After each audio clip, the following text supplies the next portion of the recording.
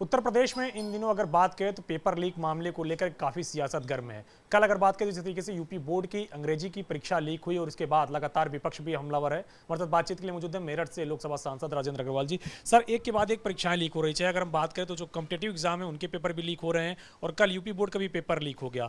क्या सरकार नकेल कसने में कमजोरी कहीं ना कहीं व्यक्त हो रही है उसकी? हाँ, बच तो रहे हैं ही अपराधी। और सवाल जरूर खड़ा करेगा विपक्ष। और इसका एक ही हल है कि पेपर लीक होना पूरी तरीके से बंद हो। माननीय योगी जी ने नई सरकार बनने के पश्चात ये जो अंग्रेजी का पेपर लीक हुआ उस वक्त कहा भी है कि हम एनएसए लगाएंगे, सख्त कार्रवाई करेंगे।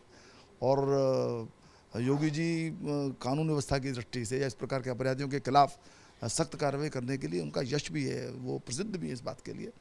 और जो हुआ, बेशक कोई ना कोई बड़ा एक ऐसा कोई नेटवर्क है, लोगों ने खड़ा कर रखा है जो इस प्रकार इस काम को करता है।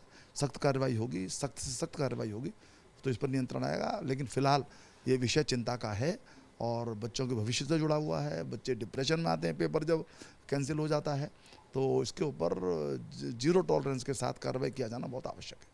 सर, आपने नेटवर्क की बात की, पहले भी पेपर लीक हो चुके हैं। पहले अगर बात करें तो कॉम्पिटेटिव एग्जाम के पेपर लीक हो चुके हैं, परीक्षाएं रद्द करानी पड़ी और अब यूपी बोर्ड में क्या अधिकारियों को भी नेक्सस इसमें है? हो सकता है। देखिए, कुछ चीज़ें तो ऐसी भी हैं कि अब ये टेक्नोलॉजी भी इस प्रकार के लीकेज के अंदर मदद करती है। आपके पास सॉफ्ट कॉपी है, उसको आप सेकंड्स के अंदर इधर उधर भेज सकते हैं, कहीं भी भेज सकते हैं।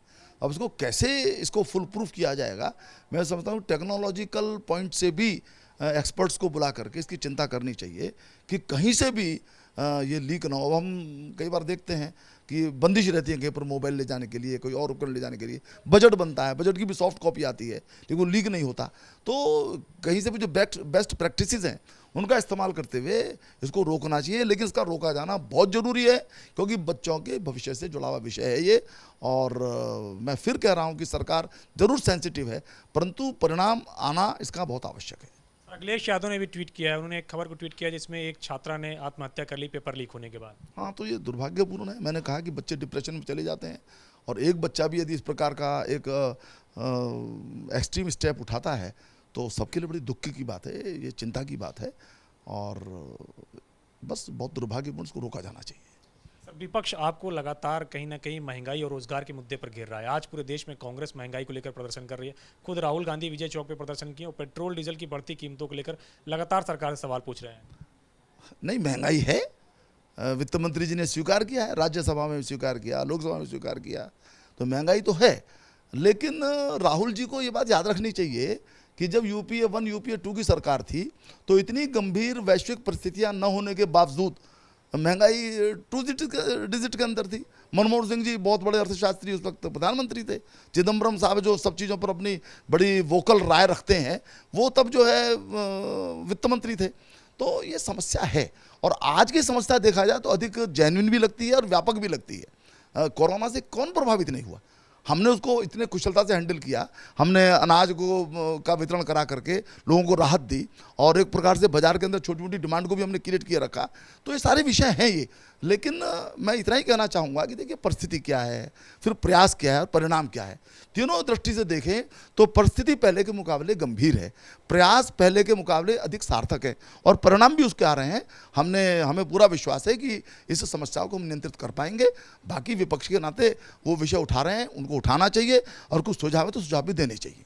रोजगार और महंगाई दोनों मोर्चे पर आप लोग कहीं ना कहीं विफल होते हुए दिख रहे हैं, क्योंकि लगातार जब विपक्ष में आप लोग थे तो प्रदर्शन करते थे, लेकिन इस वक्त भी यही मुद्दा बना पड़ा है, लेकिन आप लोग उस पर कहीं ना कहीं उस तरीके से प्रयास नहीं। विफल नहीं हो रहे हैं हम। हमारी जो कोशिशें हैं वो बराबर चल रही हैं और कोशिशों का परिणाम भी हो रहा है। रोजगार की जहाँ तक बात है, लोग जो है अमूमन सरकारी नौकरियों के आंकड़े से रोजगार को नापते हैं। जो प्राइवेट सेक्टर, जो सेल्फ एम्प्लॉयमेंट का सेक्टर है या जो अन्य जो क्षेत्र हैं उससे वो नहीं नापते।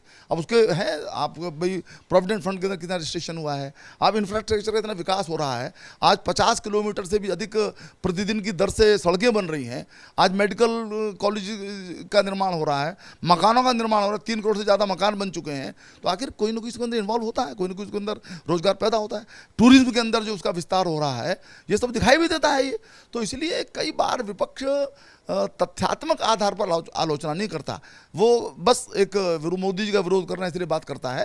लेकिन तो भी मैं इतना ही कहना चाहूँगा कि रोजगार प्रत्येक व्यक्ति को मिलना चाहिए। एक व्यक्ति भी बेरोजगार है तो हमारे लिए वो चिंता का विषय है, लेकिन कुल मिलाकर के हमारे एफर्ट्स बहुत गंभीरता से हुए हैं और उसका परिणाम भी दिखाई दे रहा है, लोगों को रोजगार मिल रहे हैं। शुक्रिया से बातचीत करने के लिए मेरठ सांसद राजेंद्र अग्रवाल, जिनका कहना है कि जो परीक्षाएं लीक हो रही है इसमें कहीं ना कहीं अधिकारियों को भी नेक्सस है। जल्दी इस नेटवर्क को तलाश के जो दंडित होंगे उनको कार्रवाई की जाएगी उनके खिलाफ। रोशन कपिल के साथ अविनाश तिवारी, एबीपी गंगा, दिल्ली।